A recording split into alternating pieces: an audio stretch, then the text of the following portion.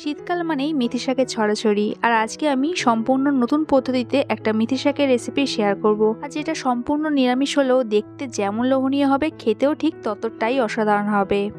যারা মেথি শাক খেতে একদমই পছন্দ করে না তারাও চেটে পুটে খাবে। তাহলে চলুন দেখে নিই আজকের এই নিরামিষ মেথি শাকের রেসিপিটার জন্য আমি এখানে 1 আটি মেথি শাক নিয়েছি। ওজনে মেথি শাকটা ওই 300 গ্রাম মতনই হবে। অন্যান্য শাকের ক্ষেত্রে পুরো অংশটাই তো নেওয়া হয়, কিন্তু মেথি শাক যেহেতু তিতকুড়ে তাই কোন কোন অংশ আমি নেব সেটা একটু দেখিয়ে দিচ্ছি। মাথার দিকে এই ডাঁটি সমেত পাতার অংশটা পুরো নেব, আর ডাঁটির যে অন্যান্য অংশে পাতাগুলো থাকবে শুধু সেই পাতাগুলোই নেব, ডাঁটিটা কিন্তু নেব না।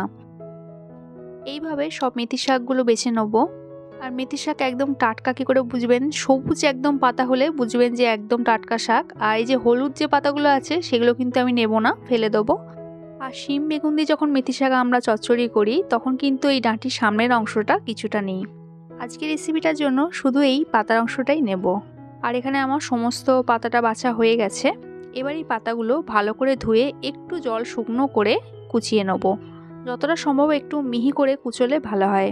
আর মশলাটা করে নেব। এই সময় মশলার জন্য টমেটো, কাঁচা লঙ্কা আর আদা নিয়েছি।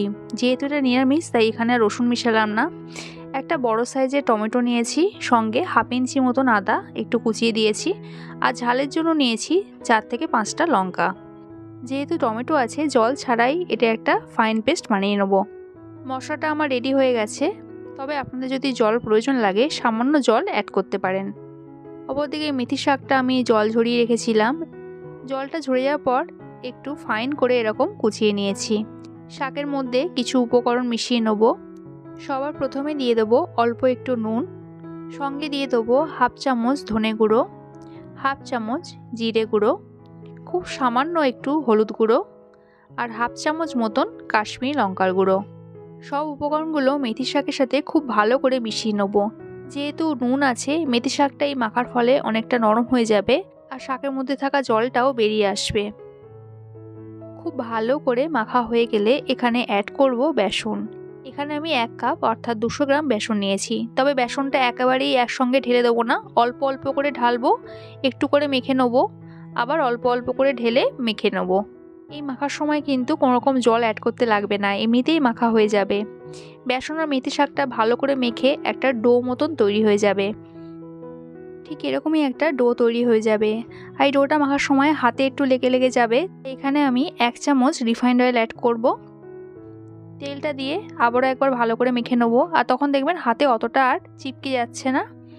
আর এখানে আমার ডোটা রেডি হয়ে গেছে। এরপর হাতটা পরিষ্কার করে ধুয়ে নেব। তারপরে রুটি বেলার এই পিড়েটা আর বেলুনিটা খুব ভালো করে একটু তেল মাখিয়ে নেব। 2 হাতের তালুতেও একটু ভালো করে তেল মেখে নেব। এরপর মেথি বেসনের ডোটা থেকে লেচি কেটে নেব। আমরা যেমন রুটি পরোটার লেচি কাটি ঠিক সেরকম পরিমাণেই লেচিটা কাটতে হবে। লুচি যেমন বেলি তার থেকে একটু বড় আকারে বেলে নেব। গোল হওয়ার কিন্তু দরকার নেই, গোল না হলেও চলবে।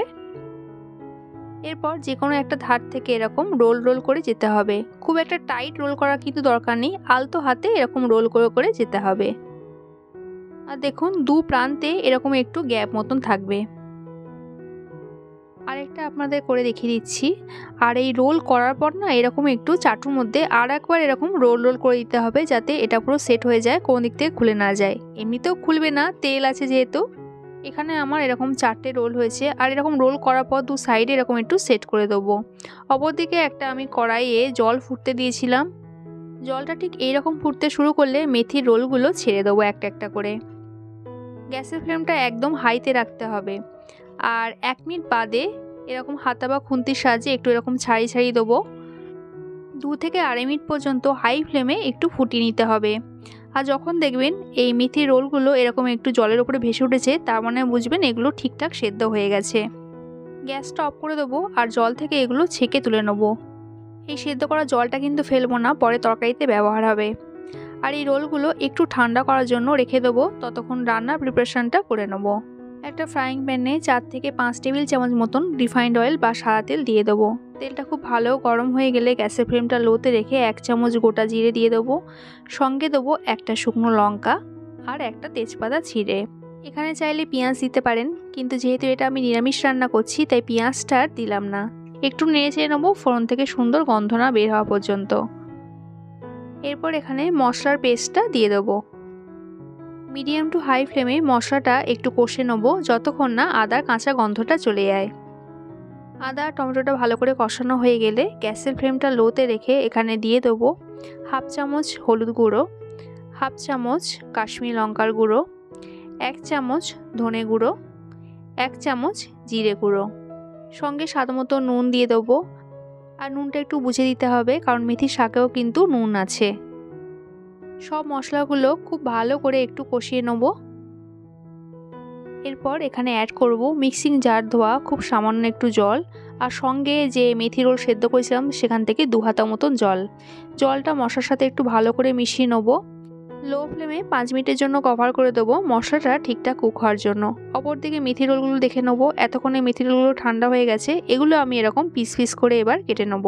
এগুলো কিন্তু এই অবস্থাতেই তরকারিতে দেওয়া যায়, কিন্তু এগুলো আর একটু টেস্টি করার জন্য এগুলো একটু ভেজে নেব। আর দেখুন মেথি রোলের পিসগুলোর কি সুন্দর লেয়ার এসেছে।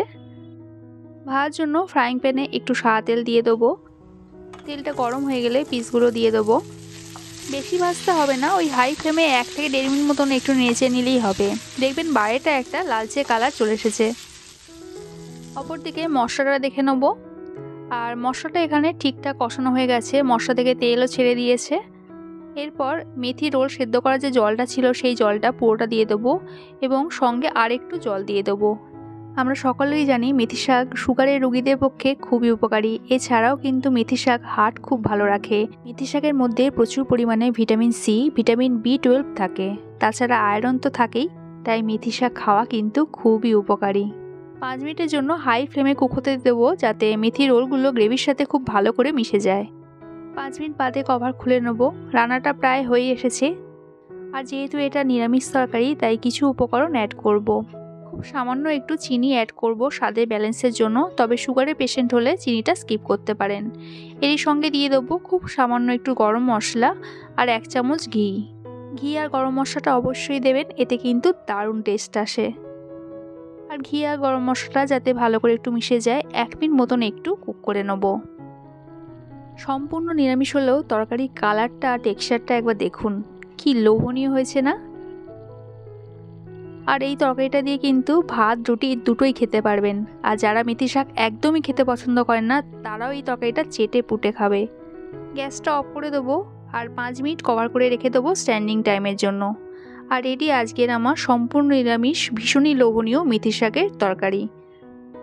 আজকের এই সম্পূর্ণ নতুন পদ্ধতির মেথি শাকের রেসিপিটা ভালো লাগলে লাইক কমেন্ট করবেন। আর আমার চ্যানেলে নতুন হলে চ্যানেলটা সাবস্ক্রাইব করার অনুরোধ রইল। দেখা হচ্ছে আবার এক নতুন রেসিপির সাথে। সবাই সুস্থ থাকবেন, ভালো থাকবেন।